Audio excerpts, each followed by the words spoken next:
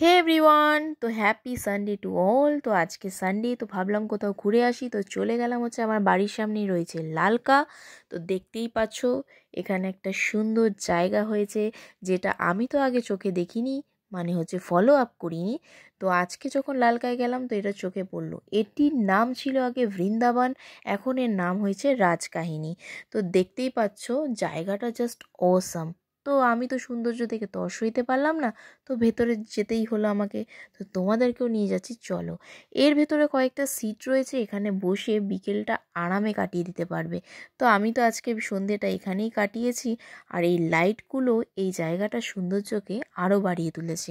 এর কাজ এখনও পুরোপুরি কমপ্লিট হয়নি, কিন্তু কমপ্লিট হলে এটা জাস্ট দারুণ লাগবে। তোমরা যারা যারা লালকায় যাবে অবশ্যই জায়গাটা একবার ভিজিট করো, তোমাদেরও ভালো লাগবে।